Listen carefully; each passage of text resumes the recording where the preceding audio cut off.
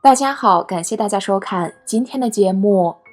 在今天的这期节目中，小编整理了几个最近一直感到困扰的问题，分享给大家。如果各位师兄有任何补充，可以在视频下方留言分享。那接下来我们逐一来看。一、我们拜佛是否会得到佛的照顾？如果有人说对佛不敬的话，要制止吗？怎么制止？拜佛当然会得善报，但不要以为这是因为佛也像世间凡夫一样，谁讨好他，他就对谁偏心关照。佛对一切众生都是平等慈悲的，可是能否感应到佛的护佑，取决于我们自己。如果我们心怀敬信，便能感受到佛的加持，就像无线电波一直都在，而你需要打开并调对频道才能接收到信号。进一步说，加持是指我们通过礼拜等行为，使内心向真和善的方面转变，烦恼减轻，福慧增长，从而有更强的能力去面对、接纳生活的境遇，去帮助、保护自己和他人。见人对佛不敬，你如果有能力制止，便制止；如果没有能力，最好远离此人。但无论哪种情况，都尽量不要起嗔心。二、现在有钱人去寺庙里烧香磕头，保佑平安。如果他们的钱是来路不明的，那么佛菩萨真的会保佑他们平安吗？那样的话，对老百姓岂不是太不公平了？关于这一点，如前面所说，佛菩萨平等大悲，并不会因为你烧香磕头就偏袒你，他不烧香磕头就不理会他。然而，正如阳光普照时，向阳的房间才温暖明亮，背阳的房间却晒不进太阳。你究竟能感应到多少佛菩萨的加持护佑，要看你有多少恭敬信心。佛教讲因果，善恶有因，自作自受。达官贵人也好，平头百姓也好，若杀盗淫妄，造作恶业，都将感应恶果，经受苦报。若向佛菩萨恭敬顶礼，都会积累福报。如果一个人造恶在先，后又拜佛，这前后的因果善恶能否抵消呢？因因果报的相续消长极为复杂，只有智慧神通圆满的佛，才能把一个人生生世世点点滴滴的因果说清楚。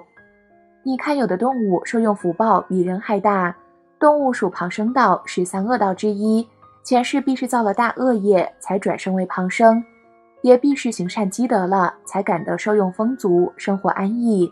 这善报恶报是同时现前的。其实你留心看看自己周围的人，也是这样，同时承受着善报恶报。善恶相抵也是有的。告诉你一个基本的道理，造恶业后若生起悔恨之心，在佛前至诚忏悔，发誓从此洗心一行，绝不再犯，并尽力弥补之前过失所造成的损害，如此反复坚持，说到做到，精诚所至，一般的罪业是可以清净的。原本在所难免的灾殃恶报减轻乃至消失，并不是佛菩萨受了他一炷香几斤水果的贿赂，就替他办事护着他，而是他自己的心力，以坚定的信心积累了福报，以真诚的忏悔改变了元气。基本原理就是这样，至于具体到个人，结论还得你自己做。三、佛教里说善有善报，恶有恶报，现在有些做好事的人被人冤枉，甚至遭受灾难，这是不是佛法的因果论不灵了？或者说是不适合现代社会，已经过时了？善有善报，恶有恶报，只是言行的造作和果报的显现之间需要缘来连接。缘的聚集有快有慢，所以有时我们能看到迅速的因果报应，有时却要等很久。如果你不能理清这种前后关联，只把因果连环中的一节拿出来，那当然会困惑。遭遇灾难是以前造作的恶业在因缘成熟时的果报显现，现在是好人不一定以前没有造过恶业。其实在人们的概念中，好人的定义是很模糊的，仔细观察很难有绝对的好人和恶人，只有善行和恶行。而由于价值观的不同，善行恶行也有不同的定义。根据佛法，会造成伤害的行为是恶的，比如杀生、不逾矩等。即使是曾经或后来行善的人造作了恶行，给其他众生造成伤害和损失，在因缘成熟的时候也会感受相应的苦报。如前面所说，果报的显现需要缘的聚合，如果身边的善缘多，恶业的种子将会因为缺乏必要的缘起条件而无法结果。若环境不好，缺乏应有的公平和秩序，见闻遭遇多是激发烦恼的，如此恶缘的聚集则会加速恶报的显现。如果恶人风光，好人遭殃成为普遍的现象，那么作为有责任感的社会成员，应该反思和帮助改进社会治理、社会价值、道德体系等，而不是急于否定成果。正如有理智的人看见飞机上天，不会因此就说万有引力定律不灵了，因为他知道飞机上天自有它背后的工作原理，而万有引力也是一直在发生作用的，两者互不矛盾。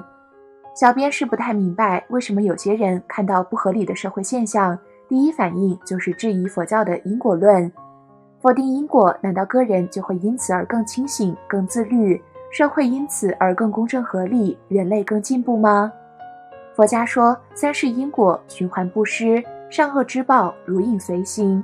菩萨并不会保佑所有人，有一部分人去寺庙拜佛，就算再求菩萨也没用，因为菩萨不会保佑恶人，只会保佑相信因果、经常种下善因的人。所以接下来我们再来说说，这世间有哪5种人，就算不拜佛，菩萨也会保佑他们。第一种人，孝顺父母的人。佛家说，父作不善，子不待受；子作不善，父不待受。善自祸福，恶自受殃。佛教认为，因果是世间万物运行的自然法则，就算是佛菩萨也无法改变因果。一个人种下如是因，必会得到如是果。古人说百善孝为先，佛教认为父母是世间最大的福田，孝顺父母的人种下了世间最大的善因。这种人去寺庙，就算不拜佛，佛菩萨也会保佑。不孝顺父母的人，就算每天都去烧香拜佛也没用。其实父母就是活佛，孝顺父母其实就是在拜佛敬佛。第二种人，懂得感恩的人。一个人如果懂得感恩，一定是一个心胸宽广之人，一定是一个广结善缘之人，这样的人也是依教奉行之人。佛陀的教法就是要让众生懂得感恩。一个真正的学佛人永远都会去感恩这个世界，感恩一切众生。所以佛教常说要上报4重恩，当你懂得感恩时，福报就会不请自来。第三种人，知足的人。古人说家财万贯，日食不过3餐，广厦千间，夜眠仅需6尺。其实人活着需要的并不多，只是很多人贪欲太重，什么都想得到。因为贪欲，所以遭来诸多烦恼和痛苦。我们学佛的目的正是为了去除贪嗔痴，减少欲望，学会知足，这样才能种下福报的种子。佛教认为知足之法就是富乐安稳之处。如果你不懂得知足，总是想要填满自己的欲望，却不知欲望其实是一个无底洞，你的一生都会活得又累又苦。第4种人，慈悲善良的人。佛菩萨最喜欢的一种人就是慈悲善良的人，这种人菩萨自然会保佑。很多人都想知道自己的佛缘有多深，不妨去看一看自己是不是一个慈悲的人。一个慈悲善良的人，佛缘最深。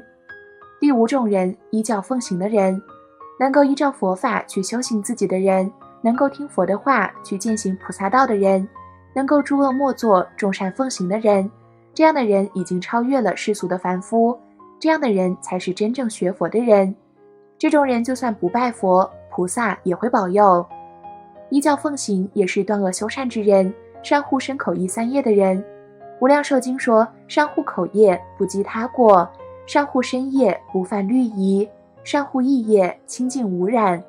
身口意3业不造恶业的人，菩萨自然会保佑他平安健康，烦恼少，快乐多。最后我们来听一个小故事。从前有个人信仰佛教，尤其是特别信仰观音菩萨。一次坐船出行，不小心落了水，那人马上就开始祈求菩萨的帮助，因为他相信菩萨一定会来帮助自己。没过一会儿，水面上突然飘来一块原木，那人见到原木没有理会，因为他在等待观音菩萨来救助自己。原木飘走后，突然有船经过，船上的人见有人落水，赶忙来搭救，可那人却没有接受对方的施救，而是对船上的人说：“我不需要你们来救，观音菩萨会来救我的。”最后那人失去了生命。后来他果然见到了菩萨，还埋怨菩萨没有救自己，可菩萨却对他说：“我见你落水后，曾化作原木和船夫去救了你2次，可都被你拒绝了。”那人听后恍然大悟，其实很多人都犯过这样的错误，认为观音菩萨是有具体形象的。其实真正的菩萨就在我们身边，菩萨随缘度化众生，根据不同众生的需要，化作不同的形象来帮助不同的众生。蚂蚁身边也有菩萨，大象身边也有菩萨。无论是卵生、胎生、湿生还是化生的众生，无论是有身体和没有身体的众生，他们身边都有菩萨。我们不要只把寺庙里的雕像当成菩萨。慧能大师曾说，自性觉即是佛，慈悲即是观音，一切慈悲的众生就是菩萨，一切觉悟的众生就是佛。好了，今天的节目就到这儿了，我们下期节目再见。